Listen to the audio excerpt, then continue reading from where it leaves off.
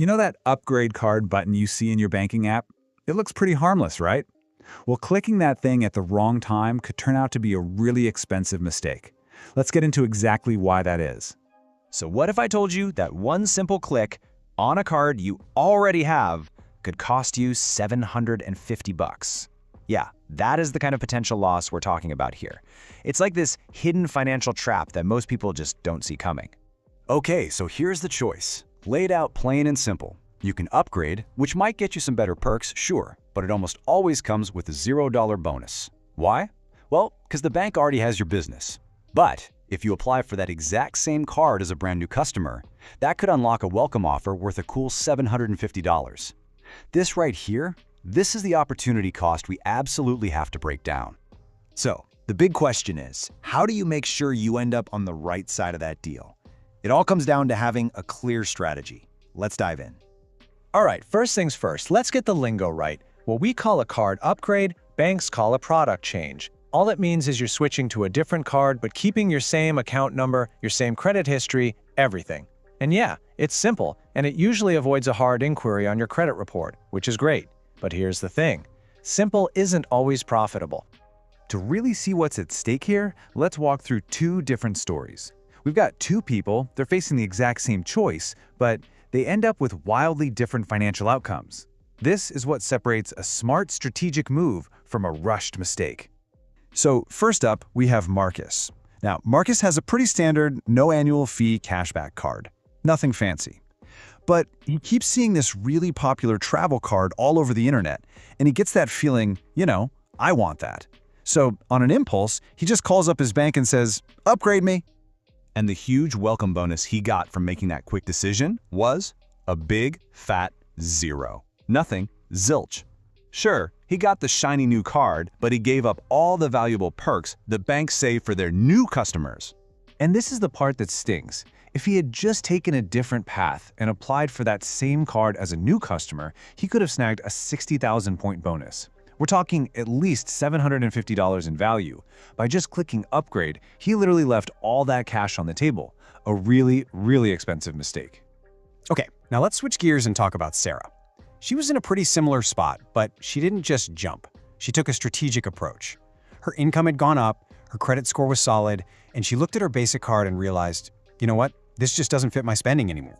But instead of just going for the upgrade, Sarah did something critical. She ran the numbers. She saw that with her annual spending, her old card was getting her about $336 in value. The new card, even after paying a $95 annual fee, it would bring in over $700. The reward structure was just a much, much better fit for her lifestyle. See? She ran the numbers. And the result? She was looking at a net gain of almost $500 every single year.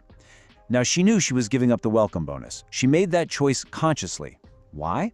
Because for her, the long-term value from the card's rewards totally outweighed that one-time bonus. That is a strategic decision. So, how do you make sure you're a Sarah and not a Marcus? Well, it all comes down to using a simple but powerful decision framework. And here it is.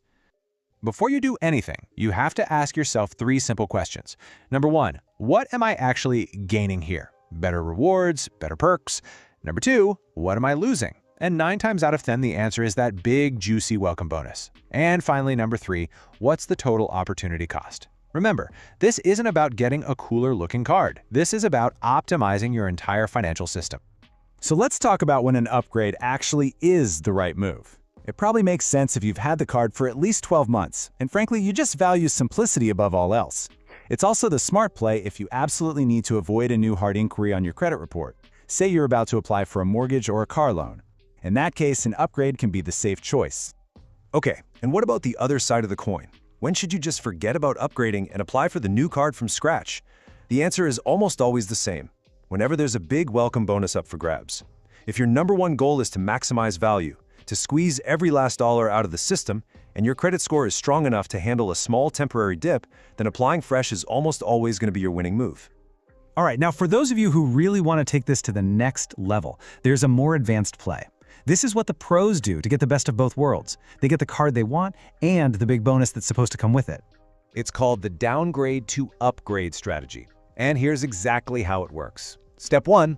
Instead of upgrading, you call your bank and downgrade your current card to a basic, no annual fee version. Step 2. You wait. You got to give it at least 45 days or so for the bank system to fully process that change. Then, and only then, Step 3, you apply for that premium card you wanted all along, but you do it as a brand new customer. So what's the payoff for all that patience? Well, you get to qualify for the full welcome bonus, which could be worth something like $800. It's about playing the long game to capture all that value that a simple instant upgrade would have just wiped away. Okay, so you've done your homework, you've run the numbers, and you're ready to pick up the phone. Here is your pre-call action plan.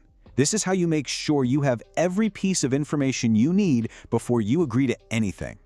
You're going to want to start with this exact phrase. Using the term product change is key. It immediately signals to the person on the other end that you know the lingo. You're not just some random customer asking for a favor, you're strategically exploring the options available on your account. But what comes next is absolutely crucial. You have to, and I mean have to, ask these 4 questions.